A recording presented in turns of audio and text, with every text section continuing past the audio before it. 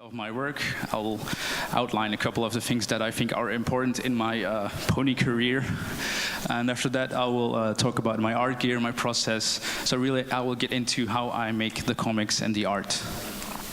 After that I have 8 tips for drawing pony comics, and after that you can ask me whatever the fuck you want.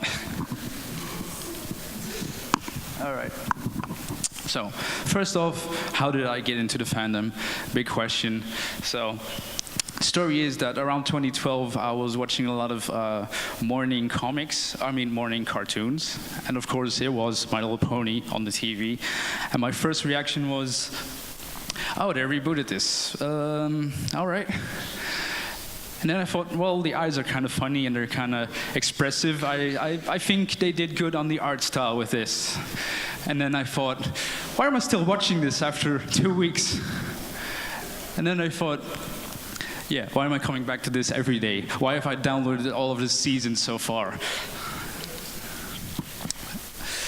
So I did know a little bit about bronies and what they do. And I didn't think much of it. Like, I didn't have a negative connotation before I went into the fandom. So that's really the first thing where it goes wrong, you know? So I downloaded the whole series, as I said, and I was hooked. It was a good show. I really liked it. And of course, that was when the fandom was in full effect, going full on meme lord. And there was so much art, and I was really enjoying all the stuff that was going on.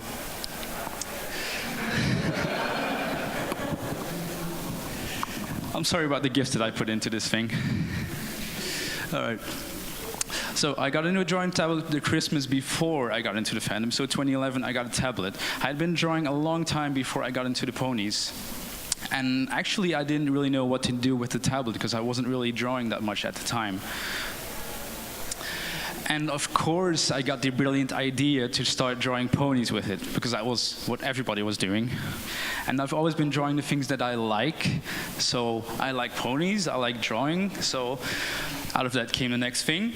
And this is my very first pony drawing. And it's really embarrassing to show you this. Yeah. Of course, it was Fluttershy, and you can see how my style has completely changed since then.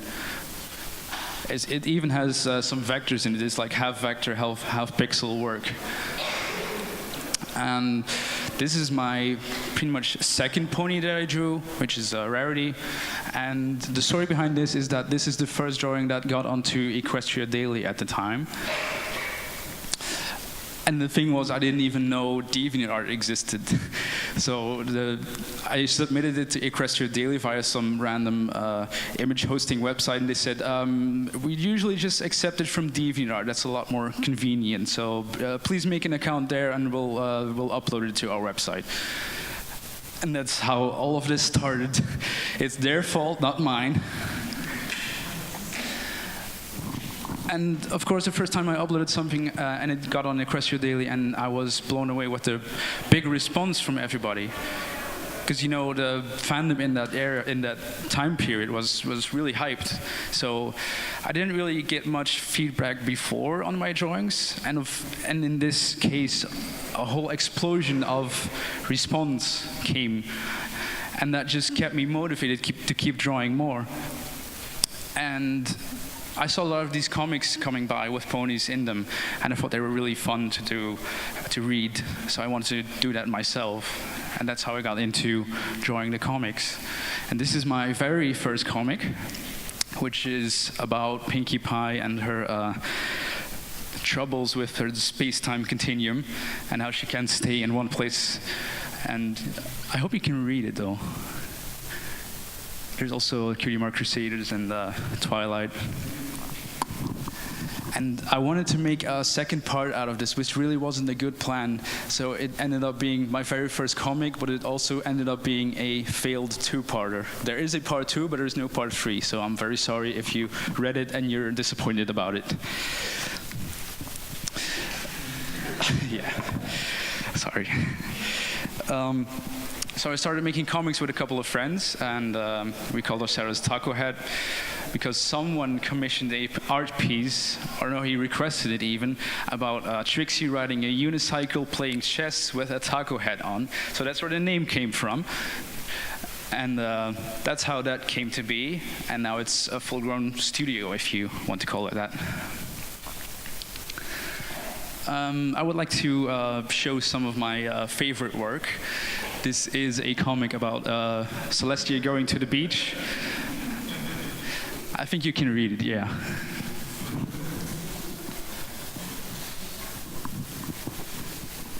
And this is by far my most popular comic ever. And I don't know why. It's probably because there's princesses in it, but it's still a pretty funny story. I also have some animation videos. I learned a little bit of animation in school, so I took that into Pony, and out of that came a little something like this.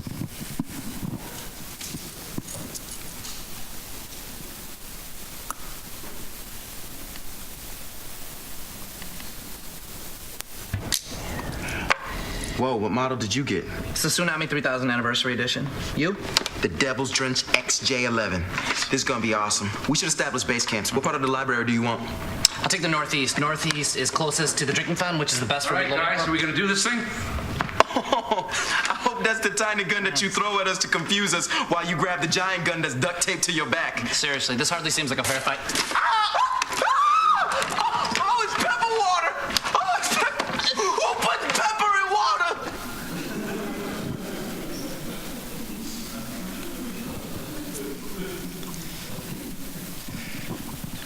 So a little bit about that previous video. Some of you may recognize it. It's from the TV show called Community. And at the end of every show, they have like a 30-second really short skit, and I use the audio from that to make a pony animation. You can see that the animation style is kind of crude compared to my usual drawings, but that's because Flash is difficult to work in. Next video that I have is one of my comics that was animated by Nightfall Studios, and I think they did a really great job about it. So I would like to show you this one as well.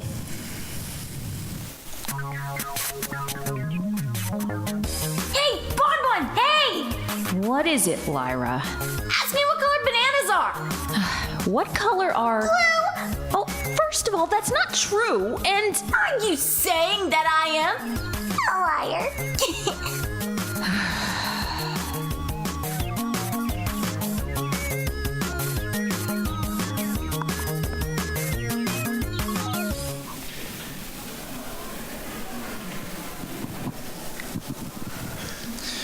All right, so that was that. As you can see, this is one of my very first stories with Lyra and Bonbon in it. And of course, it's really fun to write story with these two because they're a very dynamic duo. And the real story behind how I got to drawing a lot of comics about silly Lyra is this right here. I used to have a Tumblr blog about the game called Battlefield, and I called it Battle Mares. And in this series, the most popular pony, basically pretty much background characters or fan favorites, if you will, go into the game and they have adventures there. And I set it up so that every friend that I played that game with had a character to represent them in the comic. And my character was Lyra. So that's how I came to kind of connect with her character a little more. The blog kind of failed, but I still really enjoyed making stories with Lyra. So that's when I got the idea to make a full-on Lyra comic. And for some reason, the idea to have it all green was already really early on in the process. It was already there, so it stayed till the end, and I just stuck with it. And that's how the Silly Lyra started out. Yeah, see, after I started Phil blog, and then I started a new comic with Lyra and Bonbon. And you can read the comic if you want. And a little bit about this comic right here is that Lyra is buying a Twilight plushie, and a lot of people asking, why does she have a Twilight plushie? Isn't Twilight her old school friend? And the thing about that is that I wanted to make a thing that represented a fandom in the Silly Lyra universe. And I thought Well, the princesses, they should be celebrities in Equestria, shouldn't they? So in the show, they're not always treated like that, like they're complete strangers to ponies on the street. So I did take that concept and put it into my comic. So there's a princess fandom in the Silly Lyra universe. And of course, Lyra is a big fan of Twilight, so she has all the merchandise. And of course, Bon Bon isn't too happy that she has a Twilight plushie laying around in her house, and she loves it way too much. And here's another comic about the plushie. And as I was saying, Silly Lyra takes place in an alternative Ponyville universe where there's a lot more technology than there is in the Equestria, the My Little Pony version of Ponyville. And of course, one of the characteristics of the comic is the green filter, which I apply after I make the comic. So I do the original colors first, and then I apply the filter, which I'll show you later on in my process. And as I said, Lyra is just a silly little princess fangirl. I wanted to show you a little bit more about the cars that I draw, because I was drawing cars way before I was drawing ponies, so I just carried that into the fandom and I just started mixing the two together. And I still really enjoy doing this. And a lot of people come up to me and they say, "Can you draw my car? Can you draw my pony together?" And I'm like, "Yeah, I can do that." And this is something I'm really proud of, and that is that I got to make a real comic book out of this series. And I think it looks really cool, and you can buy it at my stand, and I'm very proud of it. So I will tell you a little bit about my gear and process right now. This is the tablet that I use, which is a Wacom Cintiq 13 HD, which is the smallest that they offered at the time. It does have the built-in screen, but it doesn't have a touch screen, so it's just drawing on the screen, and it is a great thing. I used to draw on a very old Wacom tablet before I got this, which I said was from 2011, so it lasted me a long time, and it was really good, but this really helps you speed up your process. This is the process that I go through to make the comics, which is a little different from how I usually draw a regular art piece. And when an idea occurs to me, it's usually in real life. It also says in the book that pretty much every story is based off a real life situation. And then when I have that idea, I try to keep it with me in my head, and then I get home and I try to draw a really bad sketch of it that has poorly drawn ponies, but it already has all of the key expressions in it. So the faces are already there, and they're probably going to stay until the end.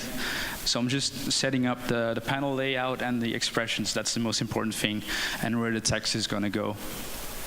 And I'm just reading it myself to see if the idea works on paper, or digitally in this case. If I'm happy with the really bad sketch, then I move on to a cleanup sketch, where I just clean up the sketch to make the characters look like they're supposed to do. And this just speaks for itself.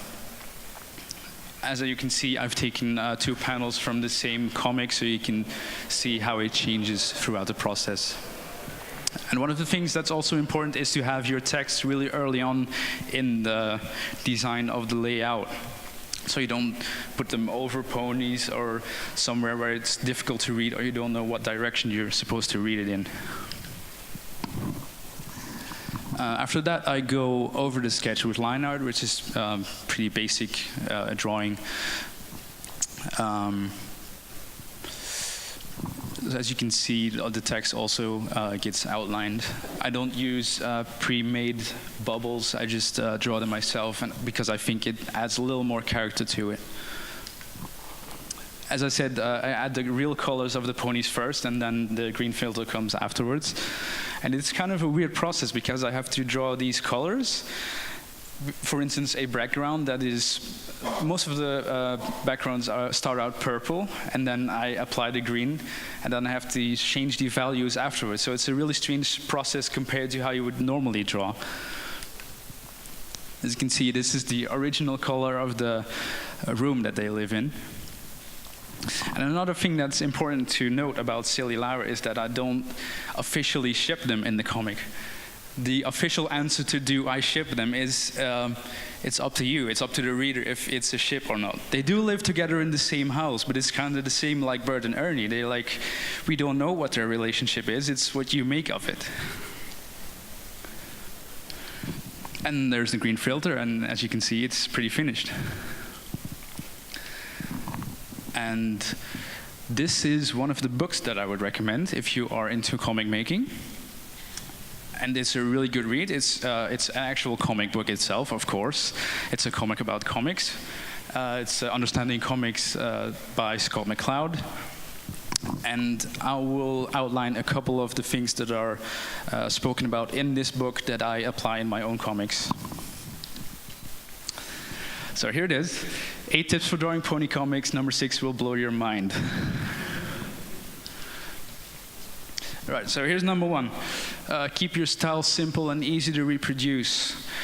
Keep in mind, though, that these are tips from me. So if you want to do it differently or someone else has a different opinion, you can go ahead, and I won't say that their opinion is wrong. But this is how I see it, so it's a little just from my perspective.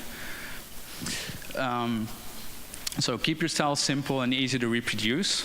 Because, as you can see here, I started out with something more like this, which is pretty elaborate, I think, for a comic. It had a lot of shading in it, it had a lot of details, and this is a lot simpler. And I think in this case, this speaks more to you. And there's actually a little bit of theory behind that, which is from the book that I just recommended. And as you can see, it says, if you see a detailed or realistic drawing of a face, you see the face of another person. But if you see a cartoon, a simplified version of a face, you recognize yourself. And that is what I try to apply in my style and in my comics. Everybody just feels the same as Lyra does, so it's really relatable, and that is one of the key concepts of the comic.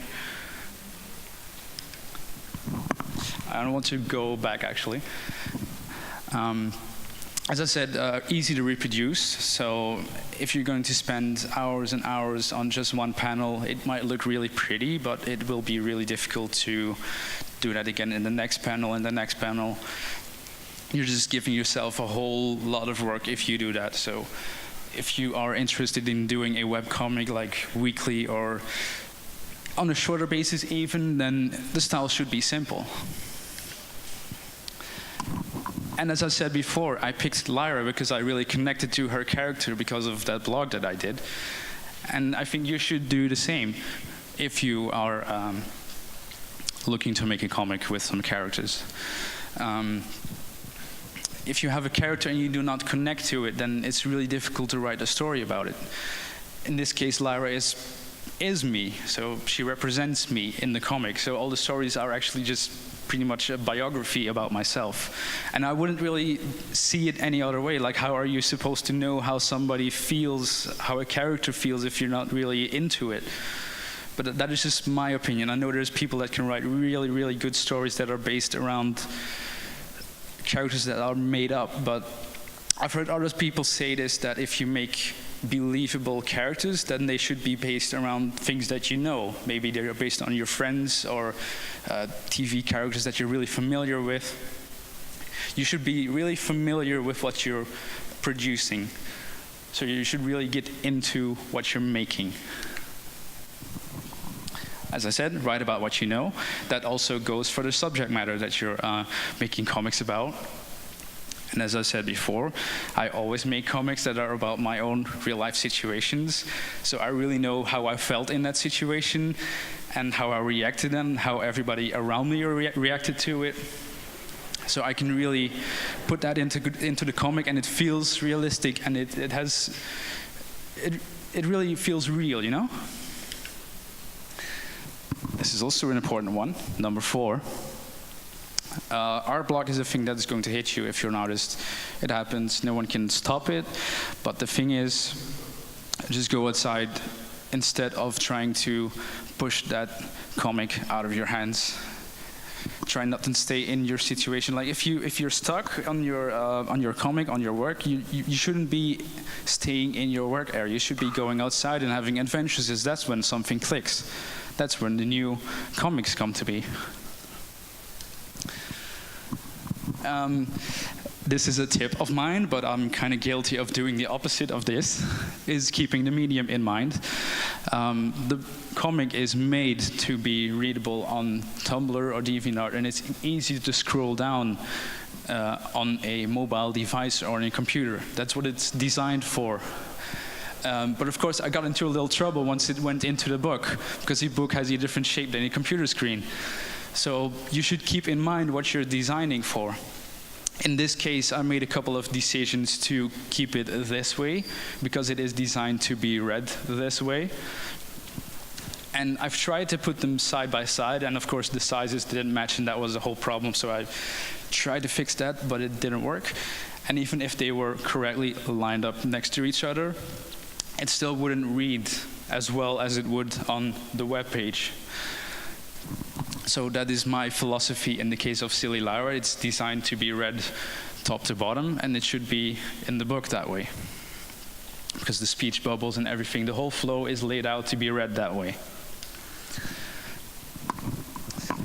And here is something more about flow and how to read your comics, which is a very basic rule if you ask me, but I see a lot of people do it wrong, which is top bubble is read first, which is a standard in the Western world, of course. You start reading top left, and then you end reading bottom right. And you need to lay out your text so people can understand where they're supposed to go.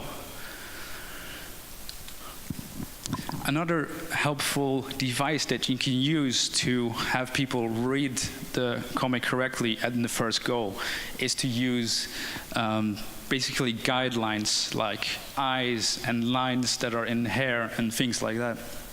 So you see in this panel that I used in my process description, you can see how you start top left, and via the eyes of Bonbon you're directed to another point of attention with it, which is Lyra's eyes, and she's looking down basically towards the second bubble. So there's no other way in which a human could possibly read this than 1, 2.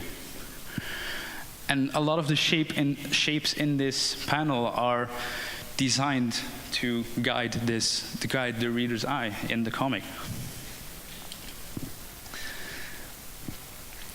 And as I said, you can use eyes for this, because if you see somebody looking in some direction, you're going to want to look in the same direction. So if I draw an eye looking left, you're going to look left in that panel. Another thing is triangle composition. I'm not sure how real that one is, but I try to use it if you have 3 elements in your panel. It is good.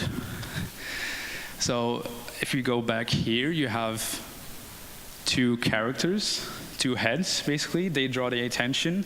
And there's chest fluff, which draws more attention. So there's basically 3 elements in this composition that need your attention. And if that is there, you have a good composition. Then we have rule thirds, which means you place your characters somewhere on 2/3 of your page, which applies to Lyra in this case. She is on that line, which makes for a beautiful composition. And then you have leading lines, as I explained, which is lines such as the hair of Bonbon or the chest of Lyra, which guide your eye through the panel.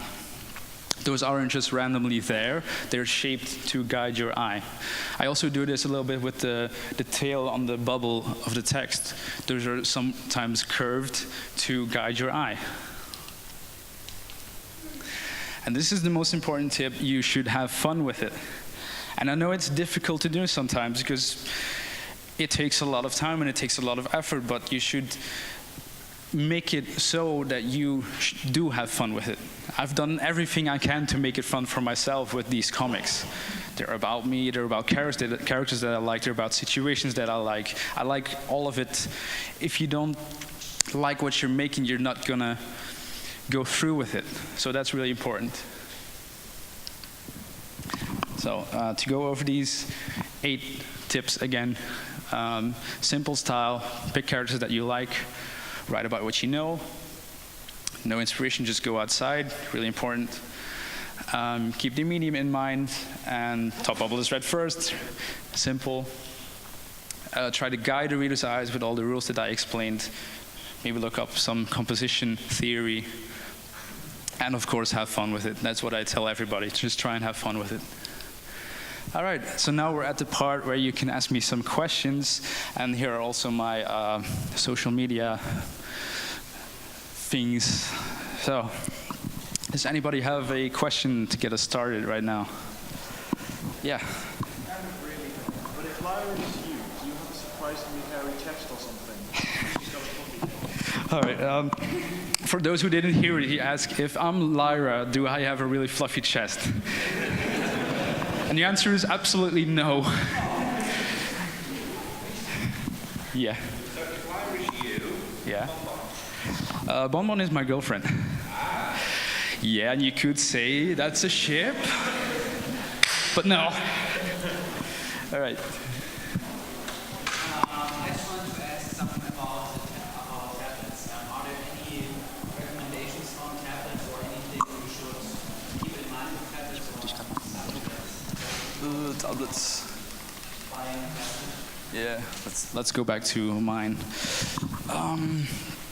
Recommendations about tablets. Well, of course, I have this one, which is really good.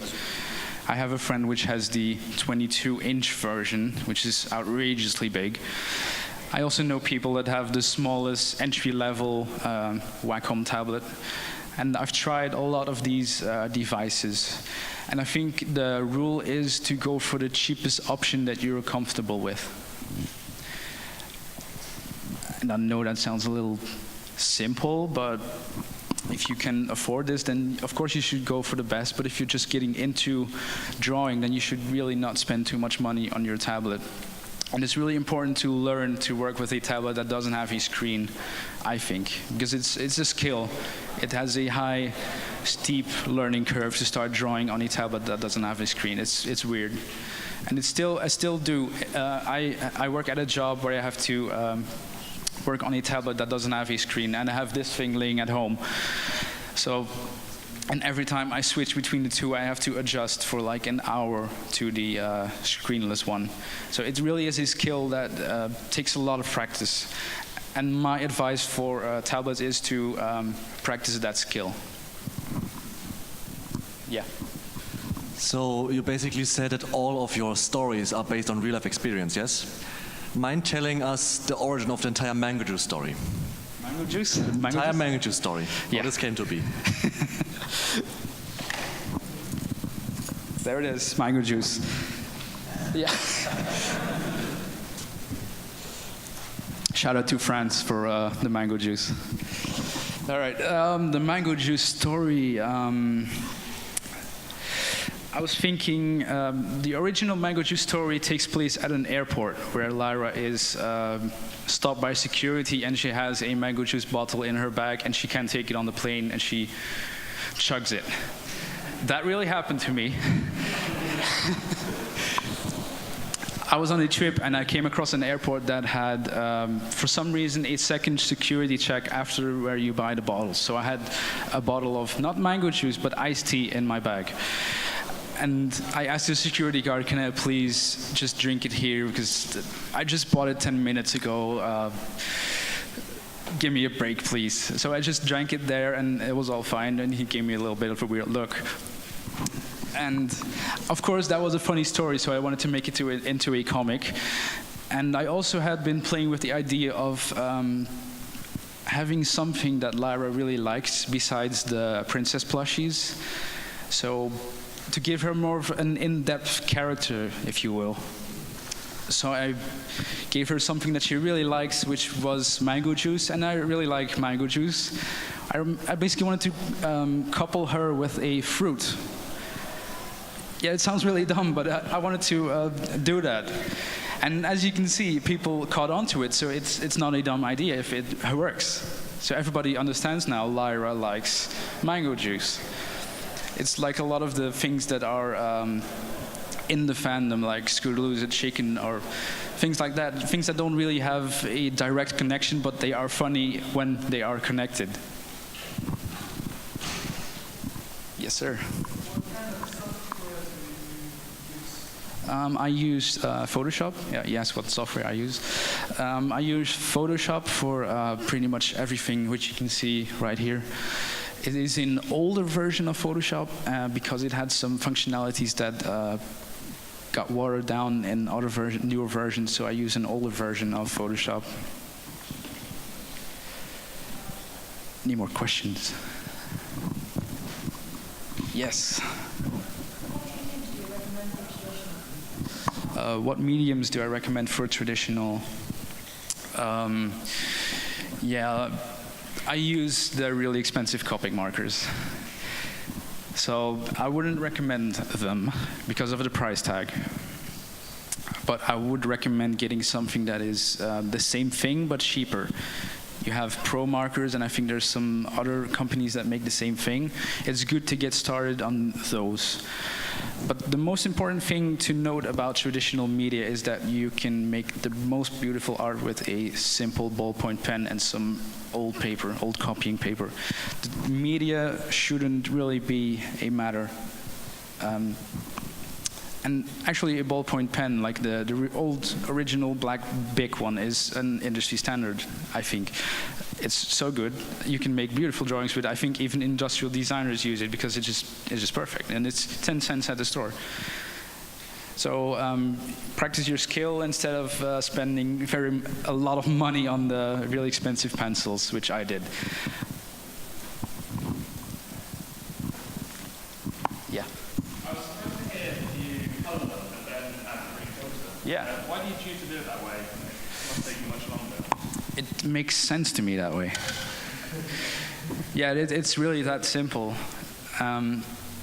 It would be very difficult, I think, for me to draw it in green, because then you would have to think about, well, this is one shade of green, and then it's saturated or desaturated or darker or lighter. I think that would be more difficult than just drawing it the way it would be in real life and then applying a filter. That is really way simpler if you think about it. Yeah. I wanted to add something to that while you apply green filter. I wanted to ask, so do you keep the original versions and upload them as well, or? I keep the original versions. I don't export them as original color ones. They're still in the Photoshop file is the original color. But the thing is that sometimes the background are colored in a way that they would look good with the green filter, but they wouldn't look good by themselves. So there's really no point in publishing these, because they look ugly. And if I were to design a comic that is designed to go to be published in real color, it would look very different. The colors would be more vibrant, and I have started a new comic, which is kind of like the same concept, but it doesn't have a filter on it. And I did some research, or more like concept art, into how I should do a color style in that comic. And eventually I came to the conclusion that I would use pretty much black and white-ish characters on really colorful backgrounds with a little bit of tint in the outlines. So really into everything that is made, there's a lot of thought put into it. Thank you. Any other questions? Come on, Franz, ask something. Oh, thank you. No questions about style, because a lot of people ask me about style. Yeah. Well, are there any other books besides the one from Scott McCloud that you recommend? He has a second one. No, I think it's the best one for comics. There's nothing else that I really have read and could recommend comic-wise. You said the eyes are very expressive in the show, and that's why I put really big eyes in your comics. Are there any other features that you picked up on in order to make the characters more expressive? Yeah. Let me just grab one of my panels to explain this. Let's have a look here. I was asked if I took any other things from the show style and took it into my own style to make it more expressive or to make it more of my own. And we could go over every little thing that is in my style that is taken from somewhere. Because as I just said, everything that you can see is taken from somewhere and it's thought about. So let's just take this Lyra that's in the middle, because that's one screaming for attention. It's very far from show style, as you can tell. Of course, show style has things around their eyes. What are they called? Eyelashes, yeah. They have eyelashes. I've decided to throw that out. It's basically just clutter in their face, in my opinion, or in my style. I decided to throw out nostrils, also clutter, if you ask me. And then you already have a really narrowed down design style that looks more expressive, as I explained to you. Don't see yourself in it anymore, you see someone else. Or you see yourself in it. Yeah, that was it was. So you can relate to this character more than if it was really detailed. Because if something was really detailed, you think, that is a nice piece of art, but it's not me. If you see this, then you can relate to it. You think, oh, that could happen to me. And you see, also, a tiny little thing is these sweat droplets that are flying in the air. That's probably something that I picked up ages ago from, must have been Disney or Donald Duck comics. So you take all these tiny things and you put them together to create something new. It doesn't just come out of nowhere. And of course, the line style, that is still something that is really reminiscent of what the show style is. And I think the show style uses colored lines, which is because it is in Flash and you can easily do that. But it would be difficult for me to do that because you have to go over all the edges again, and I thought that was too much work, so I just stuck with black outlines, and they turned a little green in this, which I'm pretty happy about, which is thought about too. And the filter is thought about too. It's down to the percentages of how it should look. So it's a very intricate process, it is. Yeah, you're welcome. Anybody else have any questions about the style? François? Thank you. In the comics, Lyra is a unicorn, but we don't see a lot of unicorn magic. Is it on purpose? Yes, it is. Lyra doesn't use much magic because she is still a little obsessed with humans. So she prefers to hold things with her hooves, to the annoyance of Bon Bon. And yeah, it is done on purpose, yeah. And actually, I would like to point out that the thing about humans is not really that... I don't use it that much as a theme in my comics. Silly Lyra is very different from the usual Lyra thing that you would see, because she's more busy with her plushies than she is with her human obsessions. So the human thing is only tiny references in the comic, because people still have that in their minds. Lyra likes humans, but it has veered off a little bit from that. So you could see that Silly Lyra is a separate character, becoming a separate character from the Lyra heartstrings that the fandom knows. Any more questions? I see one over there.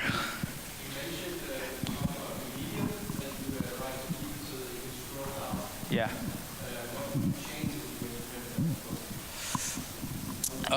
What I would change if I had the chance to do the comic again?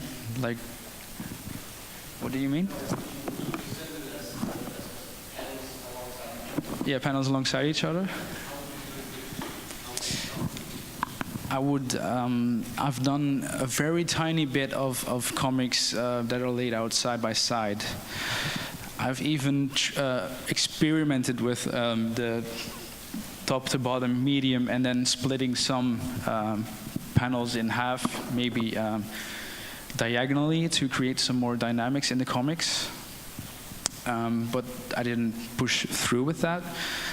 And as I said just now, I have had some comics made that are laid out in the traditional page way. And what I would do is all the things that I said about how to guide your reader's eye, I would apply them, but I would apply them basically sideways. Because I'm very used to doing this, and I would just do it that way. So you would, a panel that is laid out to be read like this would be laid next to it, and then the route that your eye would take would be different. So the comic would look different. Each panel would look a bit different. Oh, yeah, you had a question. In the fandom, do you have any favorite artists that you see as an inspiration? Oh, that's a difficult question. Yeah, I do.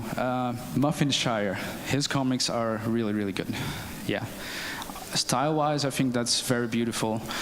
And one of the other artists that I really like was Mystic Alpha for his very distinct style and just sticking to it. That's what I really liked.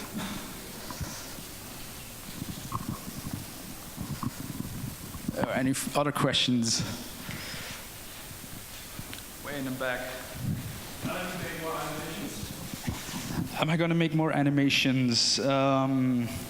Yes, I plan on doing that. Maybe not with Lyra, though it would be cool to have a complete animation of the series. That would be really cool. Like every 30 seconds a new comic would kick in. That would be a really cool idea, but I don't think it would happen though, because comics and animation are really a different thing. And there are people that have made dubs of the comic. And I really like that people did that. I really appreciate the effort that went into it. I just showed you the animation that was done based on one of my comics, but I have a little trouble with how people voice Lyra. And that is not because they're doing a bad job. That is because Lyra is me. So her voice is never correct. And as I said with the face thing, is that Lyra is you as well. She is a relatable character. So her voice can never line up between what the voice in your head is saying and what the voice on the screen would be saying. So it would be very difficult to find a correct voice actor for it. And in the case of characters that already exist within existing voice, like the characters of the My Little Pony show, you know them the way they are. You know them with the voice that they have. So they're rounded characters. This should be something new. So I have a little trouble with that. So for animations in the future, I would think that the new comic that I'm working on would be a very good platform to do that. So I really plan on taking this comic thing, the storytelling, and bringing it into animation. That would really be the next big step for me.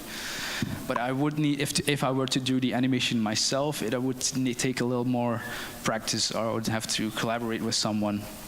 Because I think the comic style or the animation style that you saw in the previous comics wasn't yet good enough to really make a good production out of it. But I am thinking about it. Well, I am thinking about taking that really far.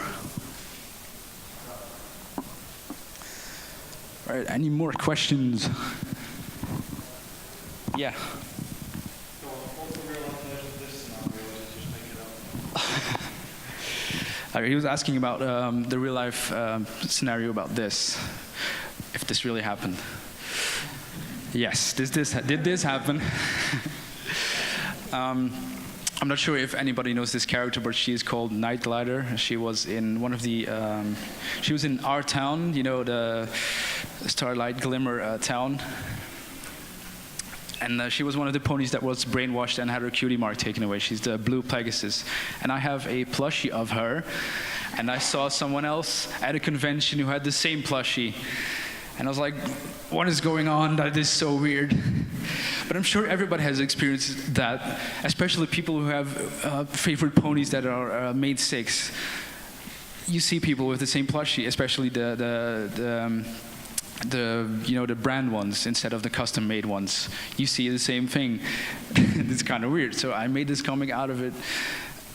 And of course, Lyra's response is very emotional, and Lyra has to hold her back. But yeah, it did occur, but it didn't occur in this extreme way. But as you can see, the stories are based on real life, but they're taken just a little further to make it funny. And the thing is that I was joking with my girlfriend about this exact thing. And when you're joking, things get out of hand and things turn into comics. Yeah. I think you played into your comics. What is your experience with the feedback? Yeah, the feedback that I get on the comics, you asked about that. The feedback is phenomenal. That's really what keeps me going. I have a little bit of trouble with drawing without a goal, if you want to say it like that. I really want to draw for somebody, and the fact that there is people waiting for the new comic really motivates me to make the next one. So that is really the reason why I'm doing all of this, and it really makes you feel good about yourself and about the work that you make, and it makes you want to make more. So the feedback is the greatest thing that the fandom has to offer for me.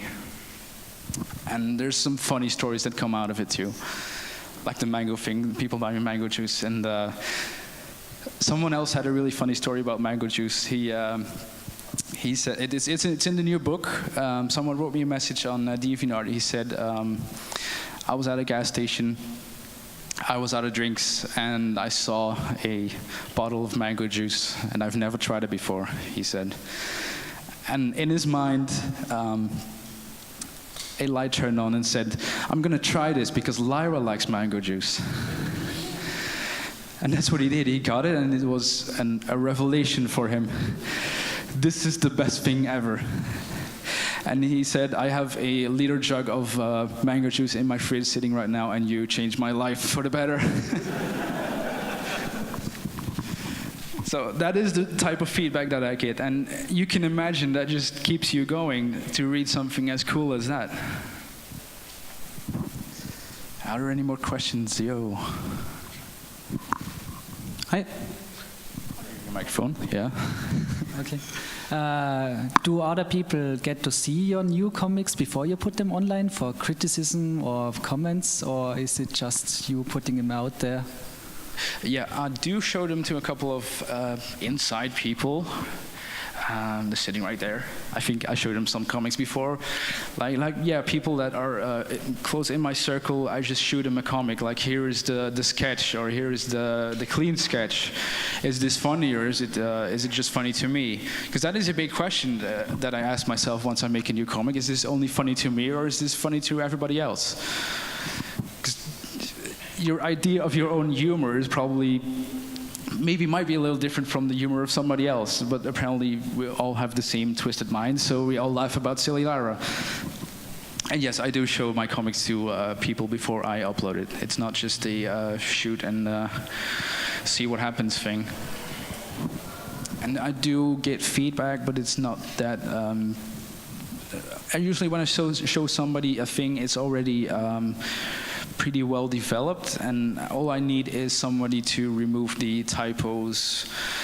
Because if you draw something and you are going to upload it and it's uploaded, that's the second when you see a mistake. There's always a mistake. I don't know what that is.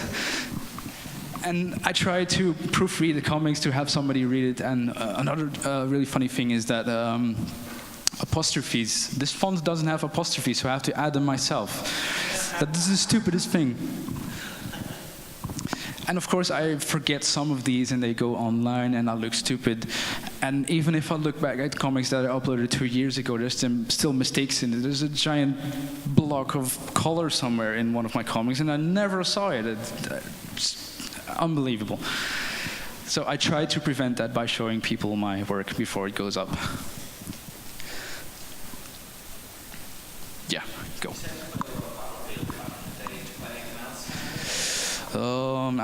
if I play more games than Battlefield, I haven't gamed in a while, which is due to the convention and all the preparations that have been going on. No time to game. I have played Battlefield 1, which is a really good game. I was really hard on Battlefield 3, many hours into that game. Very good game. I tried some other games. Of course, I'm a car guy, so I also like racing games. But I've had little time to get into anything new. Yeah. Any more personal questions? Because I'm sure you want to get to know me. Yeah. Oh, good question. Yeah. What car do I drive? All right, the guy that is with me in my stand, he's been complaining the whole journey here. We drove the car from the Netherlands to here. It was a 6-hour drive, and it's a 97 Honda Civic. It doesn't have air conditioning, and there's a comic about that. And he's really tall, so he's been complaining about how small and low the car is. And that's just how I like him. So he shouldn't be complaining. And I got another person who was here. He said, I have the same car. He's so great. And at another convention, I met somebody who was also driving a Honda, and we totally bonded over it. And he let me drive his Honda, and it was so good. So yeah, I'm a car guy, I'm sorry. There's no mods, not yet. I have plans. All right. Yeah. How did you come up with the green filter? Was it just random, or? How did I come up with what? With the green filter. The green filter. How did I come with that? I said that this green filter was an idea that was in my head for a long while before the comic came to be. And I have no idea where it came from. I have, in the first book, I have described why I think it is a good thing. And I think it is a good thing because it's easily recognizable. Everybody knows that this is a silly Lyra comic. There's no way around that. It's just a way to distinguish myself and the comic from everything else. And I just thought that monochrome would look really cool too. And it's something that I wanted to experiment with.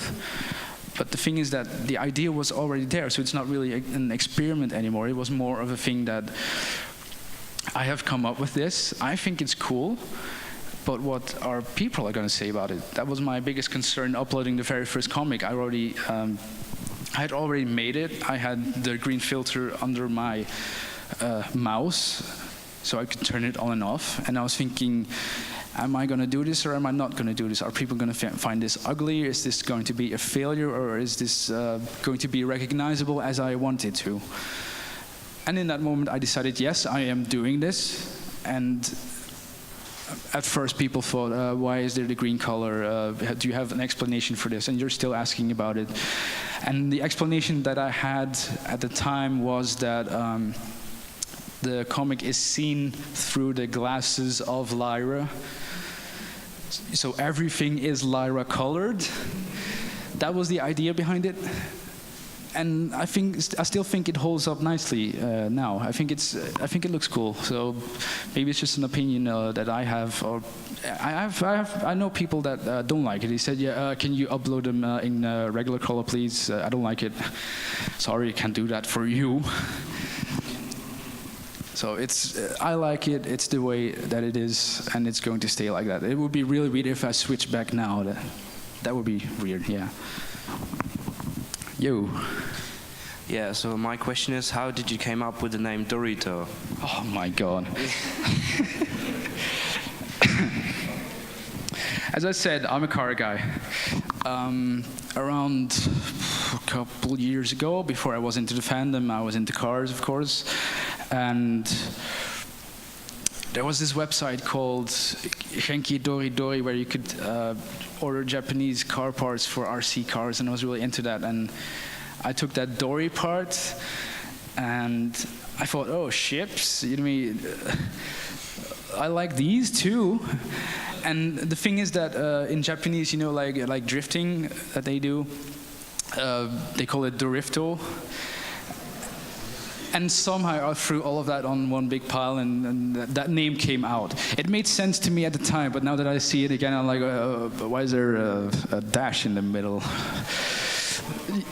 Sorry? Yeah, oh yeah, that. But it's fun. People catch on to it. They say, are you crunchy? Are you salty? What flavor are you? So yeah, people still recognize me by the triangular crisps. So it's fun. It's an easy name to remember because people already have an image of what it's supposed to be. But it's originally it comes from car things. The car is actually a bigger theme in some of my comics. If you look deeper, you'll find car references in the titles. And in my name, they're really deeply hidden, but they're there. Yeah. Time's up. All right. We have time for one or two more questions. Yeah, I've got a question. Yeah. A more thoughtful one. Let me try to express it. Yeah, as a comic artist, what would you say makes comics stand out from other like consumption media like TV, gaming, video games, or books? That's a very good question. I think that book that I recommended by Scott McCloud, he has, in that book, is a very good description of why comics are special, or why he thinks that comics are special. But you're asking why I think they are special. Yeah, like if you have some own specific thing. Yeah, that's a tough question though. I can tell you, for example, my opinion. Like, I barely read comics, but whenever I start reading comics again, it just hits me again, like how comics affect you in a different way than movies. And like, especially the MLB comics is actually the only comic I started reading again. And when there's like a huge, like a really epic scene where lots of things are happening at once, like you can draw infinite details into one huge picture. So you can like get a free flow of creativity, unlike movies just use slow motion or maybe like bullet time effects to make the scene more dramatic. If you want a completely honest answer, which is the best I can do right now, it would be that if you're going into the pony fandom and you're trying to find your way about what you want to do, for me, it was that art, just regular pieces without a story attached to it, would be too not telling enough. I can make them, but they don't really tell a story. Comics still, they do that. They have that extra topping of a story. They say something. They get to people on an emotional level. And as I was saying, you have regular art pieces, then there's comics, there's more story, and then there would be animation, which is moving images, which is how I see it. And I'm somewhere in that middle, so comics is therefore the best medium for me. Okay, cool. So do you think animation, if you could do it really well, could top comics in your creativity? Yeah, but I think it also has to do with the speed about with which you want to tell a story. If I want to, if something funny happens to me, maybe next week it's a comic, and that's a good time period for me. If I were to make an animation about that same story, I might have not been so excited about that story anymore. So it takes a lot of time to make that animation. It might take a year to get that idea out. And I would like to get that idea out earlier. I understand. So that's in a time sense, the comics is therefore the ideal medium for me. Okay, cool. Yeah, thanks. Thank you. All right, I think that's all we have time for. I would like to thank everybody for coming out. You've been a great audience, and I hope you really, really enjoyed the convention.